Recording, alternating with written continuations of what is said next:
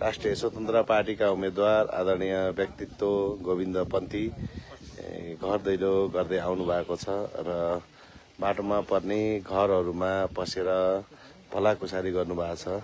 यहाँको वस्तुस्थिति के छ, यहाँको विकासको स्थिति के छ, किसानका पीडाहरू के छन् भन्ने कुराहरू चाहिँ उहाँसँग प्रत्यक्ष भेटेर कुरा गर्ने मौका मिल्नेछ र जति सक्यो सेयर गरिदिनुस्।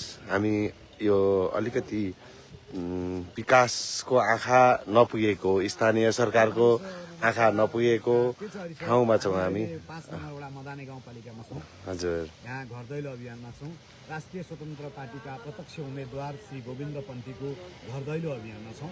हामी काठमाडौँको बन्द कोठामा रहेर गुल्मीलाई निरीक्षण गर्दै गर्दाखेरि चाहिँ हामीले घर दैलो कार्यक्रम गर्दै गर्दा आम मतदाताहरू, आम नागरिकहरू, बुद्धिजीवी, बौद्धिक वर्गलाई यहाँको हामीले हेर्दै गर्दा, बुझ्दै गर्दा उहाँको चाहिँ राय सुझाव दिन गर्दा चाहिँ गुल्मी क्षेत्रलाई, गुल्मी 2 विशेष गरी 2 लाई चाहिँ धेरै विकास निर्माणमा जोड दिनुपर्ने आवश्यकता देखिन्छ।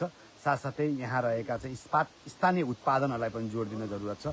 गुल्मीमा मुख्य कुरा बाँस बढी हुन्छ यो भूगोलमा, किनभने सुक्खा ठाउँ हो। यसलाई बाँसलाई चाहिँ उत्पादन गरेर अन्तर्राष्ट्रिय बजारीकरण गर्न सक्यो भने गुल्मीले राम्रो उत्पादन र आय आर्जन गर्न सक्छ भन्ने हाम्रो उम्मेदवारको जोरदार माग पनि हो। पहिलो।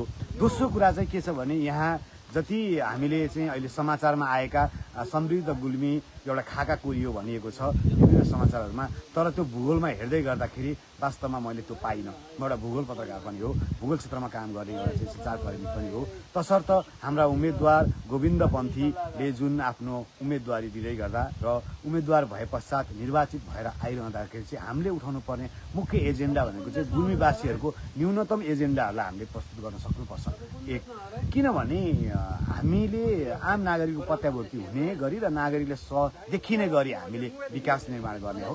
साथै भौतिक निर्माण तथा पूर्वाधारका विषयमा चाहिँ यो पञ्चवर्षीय योजना तथा ठुला योजनाहरूको बजेटहरू, करोडौँ लगानीका बजेटहरूलाई चाहिँ यसलाई डिपिआर राम्रोसँग गरेर यसको प्लान्टिङहरू गरेर, जस्तो भन्नुको अर्थ रोड बनाउँदै गर्दैछौँ भने त्यसको विद्युतीय लाइनहरू पनि हामीले खाका कोर्नुपर्ने हुन्छ, ढलको गर्नुपर्ने हुन्छ, साथै टेलिकमको नेटवर्कको तारहरूलाई पनि सुनिश्चित गर्नुपर्ने हुन्छ।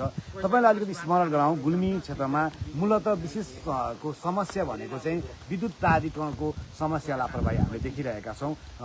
जति पनि बिजुलीका चाहिँ ट्रान्समिटरहरू छ त्यो बालबालिकाले अथवा वृद्ध बाआमाले भेट्ने ठाउँमा छ, त्यहाँ खुल्ला नाङ्गो तारहरू छोडिएको छ। तिनीहरूलाई गुल्मी क्षेत्रमा रहनुभएका मतदाताहरू, यहाँका चाहिँ जनप्रतिनिधिहरू, त्यसै गरी बुद्धिजीवीहरूले पनि सोचेर अलिकति सजग भएर त्यसलाई विद्युत प्राधिकरणसम्म खबरदारी पनि पुर्याउँ। र विद्युत प्राधिकरणले अर्को कुरा, यस क्षेत्रमा नेपाल टेलिकमको नेटवर्क टावर पनि समस्या छ। हाम्रो चाहिँ उम्मेदवार गोविन्द पन्थीले यो विषयलाई मुद्दालाई उठाइसक्नु भएको छ। अब यो पहल छिटै हुनेछ। हामी निर्वाचित भन्नुभन्दा पहिल्यै पनि हामीले 2-3टा कामहरूको सुरुवात गरेका छौँ। जस्तो हाम्रो घर दैलो गर्दा अन द स्पोट हामी स्टलबाट नै हामीले त्यो चाहिँ खबरदारी गर्ने, त्यसको लागि राय लिने, सुझाव लिने र हामीले उहाँलाई चाहिँ किन गर्नु भएन, गर्नलाई असहज परिस्थिति सिर्जना के कारणले भयो भन्ने प्रश्न गर्ने कुराहरू पनि हामी एकदम सक्रिय छौँ। हाम्रो घर दैलो कार्यक्रम एकदम हर्ष उल्लास छ। हाम्रा मतदाताहरू उल्लासपूर्णमा हुनुहुन्छ। अब फागुन 21 को निर्वाचनलाई भोट हाल्नको लागि हुटुटी बोक्नु भएको छ, मनमा छ। उहाँहरूको सोच के छ भने यसपालि नयाँ पुस्तालाई र नयाँलाई जिताउने भन्ने छ। पुरानो दशक विरासत बोकेर बस्नुभएको एक साल भन्यो भने सिन्डिकेट बनाएर बस्नुभएका यहाँ पुरानो राजनीतिक दलका नेतृत्व गर्नेहरू हुनुहुन्छ। उहाँहरूको लागि चाहिँ यसपालि तोड्ने भन्ने आम नागरिक र आम मतदाताहरूको बुझाइ छ। त्यो बुझाइलाई सम्मान छ। हाम्रो उम्मेदवारले पनि त्यही मतदाताहरूको आश्वासन र सम्मानलाई चाहिँ आत्मग्रहण गर्दै उहाँहरूलाई भोग्नुभएका समस्या पीडाहरूलाई पनि हामीले कैद गर्दै अथवा रिपोर्टमा टिप्दै उहाँहरूको चरणमा कुन मुद्दालाई कसरी गर्न सकिन्छ भन्ने विषयमा पनि हामी केन्द्रित छौँ। हाम्रा मुद्दाहरूमध्ये अधिकांश बाजिएका चाहिँ साझा मुद्दाहरू छन्। साझा मुद्दाहरूमा चाहिँ वैदेशिक रोजगारमा जानुभएका दाजुभाइ दिदीबहिनीहरूको मुद्दा छ एक।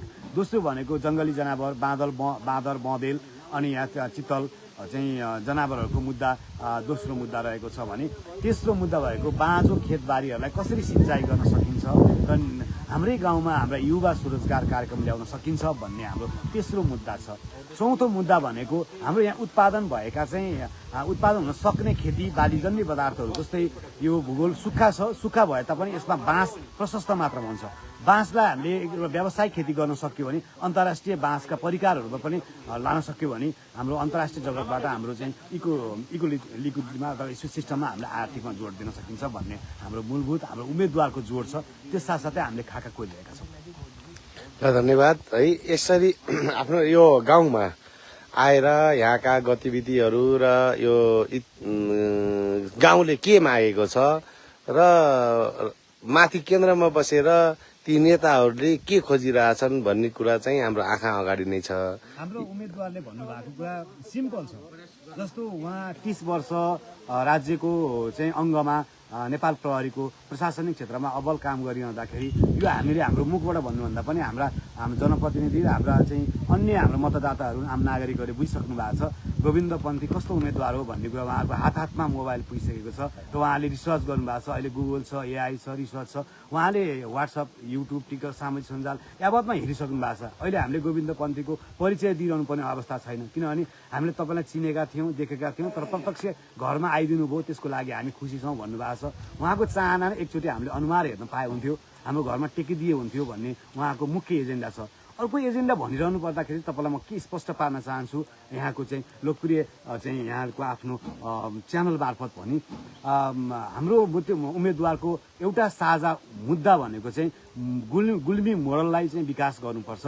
अन्य मोडल गुल्मी मोडलले पनि अन्य पालिकाहरू, अन्य जिल्लाहरूलाई पनि एउटा सिक्ने किसिमको चाहिँ जो सागर ढकाल क्षेत्र नम्बर 2बाट हुनुहुन्छ भने सागर क्षेत्र नम्बर 2बाट हाम्रो गोविन्द पन्थी हुनुहुन्छ। उहाँहरूको विज्ञता, उहाँहरूको रिसर्चले चाहिँ एउटा खाका कोरेर नमुना गुल्मीलाई नै नेपालभरि एउटा चाहिँ शिक्षा दिन सकिन्छ भन्ने हाम्रा उम्मेदवार द्वयहरूको चाहिँ एकदम स्पष्ट धारणा छ। यो धारणालाई चाहिँ आम नागरिकहरूले, यहाँका मतदाताहरू, यहाँका बौद्धिक वर्गहरू, यहाँका सञ्चारकर्मीहरू, यहाँका सुरक्षाकर्मीहरू, यो क्षेत्रले के जन्माएन?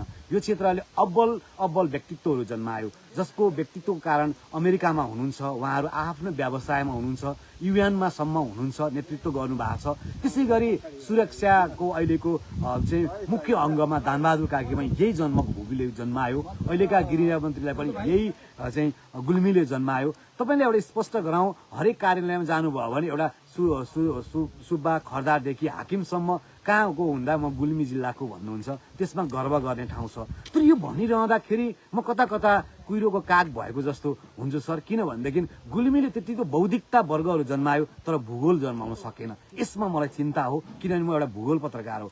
भूगोलको पत्रकारको हिसाबले हेर्दा यस्ता बाटाहरू हुनुहुन्थेन। यसमा अहिले पनि कतिपय घरमा खानेपानीको समस्या रहेछ, हामीले त्यसका पनि नोट गरेका छौँ। कसैलाई पाइपको आवश्यकता रहेछ, कसैको घरमा पानी नआउने रहेछन्। हो, म बुझ्दछु, गाउँको माथि टापुमा बस्तीहरू छन्। यो क्षेत्र आफैमा मैले अघि नै उद्धृत गरेँ, यो खानीको भूभाग हो। यो भूभागमा चाहिँ तामा छ, फलाम छ, चुम्बक छ। यो 3वटा भूभाग चाहिँ मेरो आफ्नो आइडेन्टिटी, म पत्रकार भूगोल भनेर यो खानी छ। यसलाई उत्खनन गर्न सक्यो भने अन्तर्राष्ट्रिय बजारमा तामा र चुम्बक अनि फलाम पठाउन सक्यो भने यो गुल्मीमा एकदम उत्कृष्ट हुन्छ। अनि त्यो भनिरहँदाखेरि अर्को कुरा चाहिँ बौद्धिक वर्गहरूले चाहिँ शिक्षित बनाउनु पर्यो। यहाँका स्थानीय जनप्रतिनिधिहरूले पनि यहाँ चाहिँ आफ्ना स्थानीय एकल अधिकारका 22वटा एकल अधिकारहरू छन्, जस अन्तर्गत चाहिँ यहाँका नागरिकहरूलाई शिक्षित बनाउनु पर्यो, सूचित गर्नु पर्यो। त्यो अन्तर्गतका छुट्याइएका बजेटहरू मिनिमम एकल अधिकार, एउटा अधिकारमा 2 करोडभन्दा बढी माथिका बजेट विनियोजन भएका हुन्छन्। त्यो बजेट कहाँ विनियोजन भए, त्यसका बिलहरू कसरी चाहिँ फर्च्युट भइरहेका छन् अथवा भएका छन्, यहाँका आम बौद्धिक वर्गहरूले पनि बुझ्न जरुरी छ। आफ्ना पालिकाका प्रमुखहरूलाई, पालिका प्रशासकीय अधिकृतलाई सोध्न जरुरत छ। योजना आयोग अधिकृत हुनुहुन्छ स्थानीय तहमा, उहाँलाई सोध्न जरुरत छ। प्रदेशसँग सम्बन्धित रहने व्यक्तित्वहरूलाई जोड्ने जरुरत छ। त्यही कुराको एजेन्डा उठाएर हामीले हिसाब राख्ने हो भने क्लियर छ। अर्को कुरा म तपाईँलाई के स्पष्ट पार्न चाहन्छु भने तपाईँलाई स्थानीय तहको हिसाब खोज्न कहीँ जानु पर्दैन। वेबसाइटमा जानुहोस्, उदाहरणको लागि मदाने गाउँपालिकामा जानुहोस्। मदाने गाउँपालिकामा यो वर्षको उहाँले बजेट विनियोजन गर्नुभएको छ अनि उहाँले कार्यक्रमको पनि खाका बनाउनु भएको छ। कुन वडामा कति शीर्षकमा बजेट छुट्याइएको लेखिदिनु भएको छ। त्यो साथसाथै उहाँले गर्नुभएको काम, उहाँले फर्च्युट गर्नुभएको, त्यसलाई टाली गर्नुहोस्, टाली अनि फिल्ड भिजिट गरिदिनुहोस्। जस्तो फिल्ड भिजिट गर्ने बित्तिकै यो 2 करोडको काम छ भने 2 करोड काम भयो कि भनेर ट्याली गरिदिनुहोस्, तपाईँ क्लियर हुनुहुन्छ। हस्, म यो धन्यवाद। क्षेत्रमा काम गर्ने हुनाले मलाई आफ्नो अनुभव चाहिँ यहाँसँग राख्ने मौका दिनुभयो, धन्यवाद। धन्यवाद, धन्यवाद। त्यसै गरी म यहाँका स्थानीयसँग जोडिन चाहन्छु। नमस्कार, हजुरको परिचय दिनुहोस् न। मेरो नाम एखरे मेरो 4 नम्बर वार्ड पर्छ सारी पुरानो, अहिले 5 हो, मलाने 5 हो। अरू सबै ठिकै छ। म राष्ट्रिय प्रबन्धक पार्टीको पार्टी अध्यक्ष हो। ठिकै छ। अब यो भूगोलले के खोजेको छ? यहाँको आवश्यकता के छ? कृषितिर युवा पलायन कस्तो छ, बाटोघाटो कस्तो छ, खानेपानी कस्तो छ, स्वास्थ्य शिक्षा कस्तो छ, यावतका केही गुनासाहरू र केही तपाईँ टिपोटहरू यस्तो भइदिए हुन्थ्यो भन्ने केही छ भनेदेखि हजुरले भनिदिनुहोस् न। अब संसार धेरै ठाउँ घुम्ने हो। अहिले यहाँको भूगोलले परिवर्तन खोजेको छ 1 नम्बरमा। 2 नम्बरमा यहाँ खानेपानीको समस्या एकदमै अप्ठ्यारो हिसाब छ। माथिको हिसाबबाट अलिकति यहाँ व्यवस्था गरिदिने मान्छे, अलिकति सदुपयोग गर्ने मान्छे अलिकति भइएको छ। पानीको भण्डार छ हाम्रो यो ठाउँमा, त्यसले सदुपयोग भएको छैन। बिस्तारै होला त्यो पनि।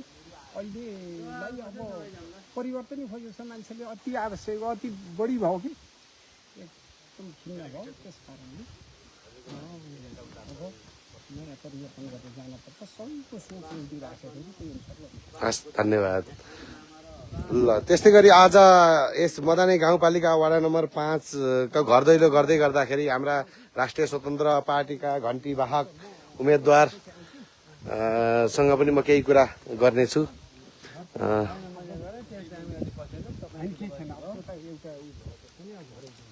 नमस्कार गोविन्द सर। मदानी 5 मा आउँदै गर्दाखेरि यो भूगोलले के मागेको महसुस गर्नुभयो? अब यो भूगोलले समग्र रूपमै भन्नु पर्दा चाहिँ यहाँ चाहिँ बाटाको असुविधा छ, खानेपानीकै यहाँ समस्या देखिन्छ होइन। अब यहाँ चाहिँ कृषियोग्य जमिनहरू चाहिँ बाँझा छन् होइन। युवाहरू बाहिर छन्। अहिले भर्खरै हामीले चाहिँ युवाहरूसँग कुरा गरिसक्यौँ। यावत समस्याहरूलाई चाहिँ समाधान गर्नको लागि चाहिँ हामीले चाहिँ हस्, धन्यवाद। हस्, हुन्छ। फेरि जोडिनेछौँ हामी तपाईँहरूसँग लाइभमा। हामी विशेष कार्यक्रममा जाँदैछौँ, वेट गर्नुहोला। अहिलेलाई